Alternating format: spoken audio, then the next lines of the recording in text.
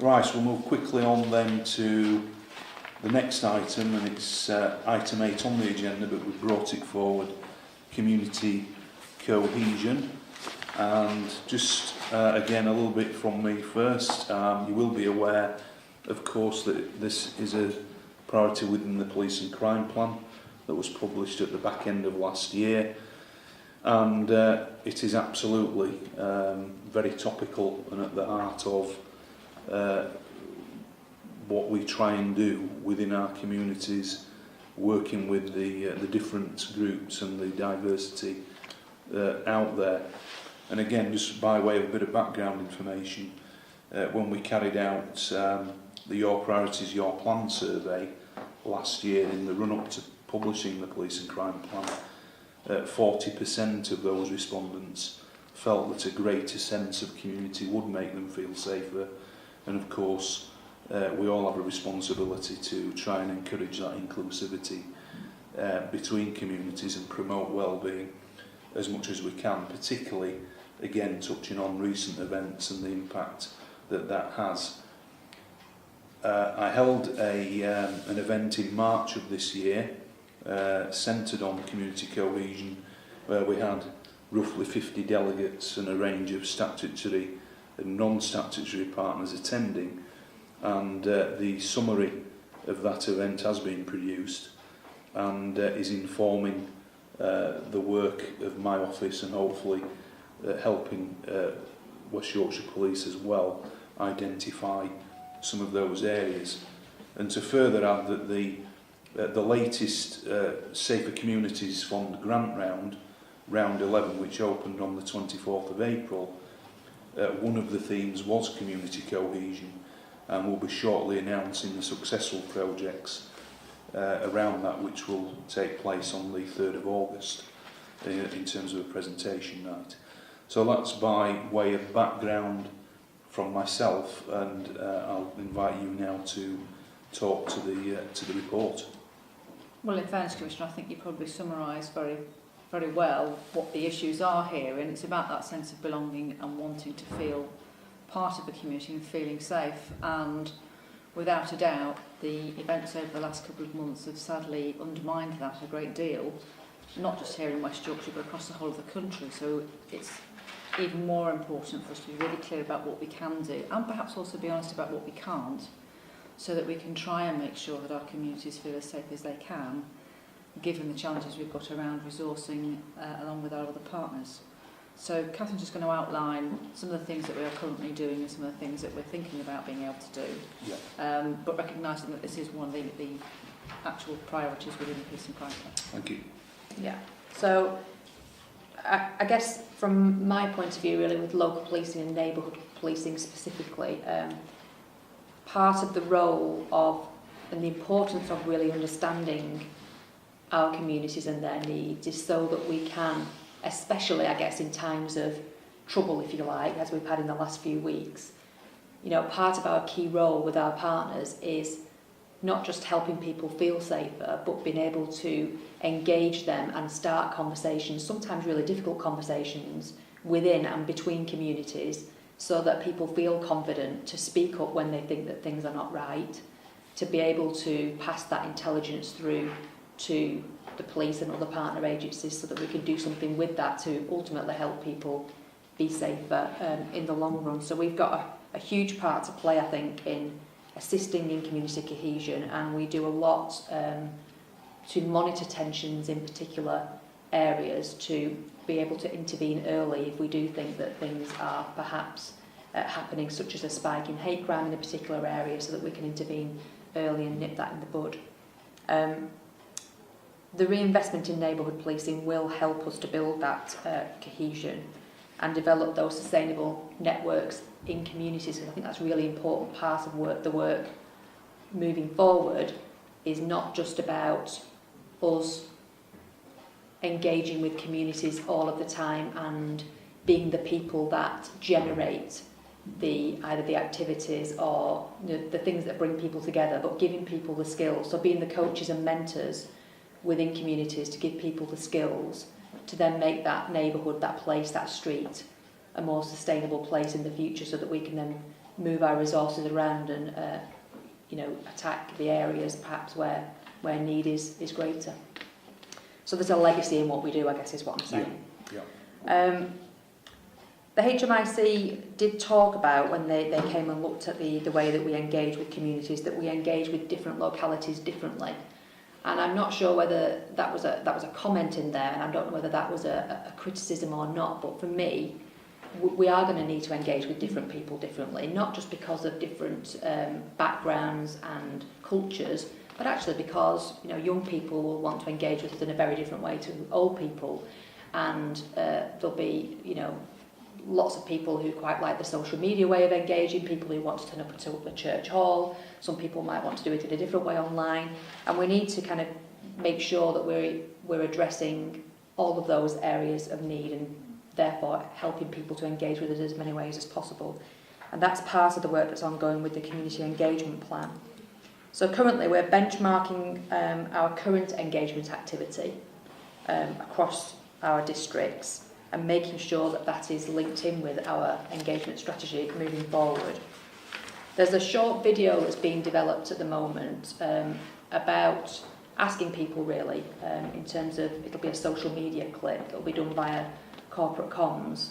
about how people want to engage with us. And then once we've got some feedback from that, there's a plan to move that into a series of other videos that will then develop that conversation around engagement moving forward. And once we've got our engagement strategy, we'll have a toolkit for our neighbourhood and ward officers, which will give them some direction and some pointers for how they may want to start those conversations and understandings in local areas. I think for me, it's quite a difficult concept, community cohesion, sometimes to actually, describe an outcome, if you like, because feeling safe is quite difficult to measure. So I suppose the challenge with this one for me is that we get the community engagement strategy and we listen to what people say, but then, so what? So how do we make it actually live? And I think that's the challenge for us moving forward, which we will do, obviously linked in with partners, but also with communities themselves.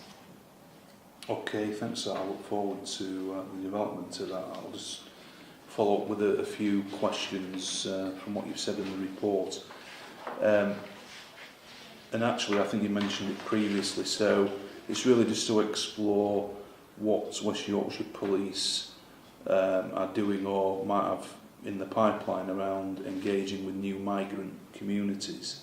to develop more of a trust in the police to report potential crimes. Yes, okay. There's actually a strategic migration board which sits, and some of the work that has been ongoing as a result of that, the community engagement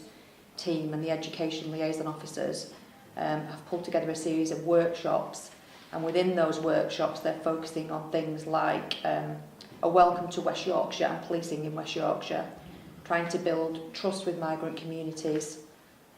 understanding the role of West Yorkshire Police, I guess what the norms are within West Yorkshire in the UK, how to report crime, and talking to them about how we link in with them to understand their needs and what their cultural needs, but also then thinking about what kind of things we can do as police officers, but also as wider communities to keep the migrant communities that are emerging in West Yorkshire safe. So that work is ongoing. There's also some awareness inputs in terms of experience of people seeking asylum that are being forwarded out to all of our frontline staff by our principal community engagement officer, and that's being piloted at the moment in Kirklees, and if successful, and I've no reason to think it won't be, that'll be rolled out across the rest of the force. I think there's a couple of issues here for me, Commissioner, if I may. The first is, how do we know about new and emerging communities? If you recall, 18 months ago we had this very issue with a particular new community in Leeds that we weren't cited on. And the government department that does seem to know is the Department of Work and Pensions, around where they place people and then where people draw benefits and everything else from. And I just wondered whether or not there was an opportunity for us to have a national discussion to see whether or not police services, local authorities and others who have to provide local services for communities could be advised about that. So I'm not so sure that there is a requirement as things stand at the moment. I think that would be very helpful, because that certainly would start to give us an early indication of where we then need to go and focus some energy. And then the second is, I suppose for quite some time we had been reliant upon the confidence survey to give us an indicator of how people were feeling, accepting that actually we might still be missing out on some data from some communities. And I know we were starting to work towards developing a new approach. Not quite sure where we're at the moment, but I think this is basically reminding us of the importance of that piece of work. So it might be just useful outside this meeting to have a catch-up about where we are with that. Because you're right, it's difficult to find suitable outcome measures to be able to determine has it worked or not. Yeah, and as you know, we redesigned the survey from this office that is going out, and we are in the early days of collating some of that information. But again, it's identifying what other methods we can get hold of information that isn't going to come through that survey alone. And like you say, working with organisations like Department for Work and Pensions, local councils, DCLG, it's developing that sort of data sharing approach, isn't it, that is relevant to what we need to put it to good use. And I guess, obviously, again, touching on the reinvestment into neighbourhood policing and the looking at where we need to strengthen cohesion, it's how we sort of how we need to target, if you like, those areas once we've got that information to hand. Yeah. So I think, very generally there's the commitment, the 100 officers in wards, but if I can give you quite a specific example, again talking about, specific migrant communities that we're working with at this moment in time. Our head of Protective Services Operations is currently working with the strategic engagement officers in engaging those migrant communities, not just about the things that I've already talked about in terms of us telling them what we are doing, but then discussing with them the way that we deal with certain issues, firearms incidents, for example, talking about organised crime groups and the way we might deal with them, and then asking them to be critical friends, if you like, and talk back to us about the way that that is perceived in certain communities to help us. Clearly, we're not going to stop doing what we need to do in terms of attacking criminality and keeping people safe, but what that might help us do is to understand how things are culturally perceived and help us perhaps amend some of our tactics to make it more amenable to certain groups of people. So we're doing that with migrant communities, and we'll continue to do that with communities that we engage with across the different districts for different purposes. Yeah, and I guess some of this is also about the style of how we do some of these things at the very local level as well, because again, looking at some of the projects that have been funded through Safe Communities Fund, often the best ones are where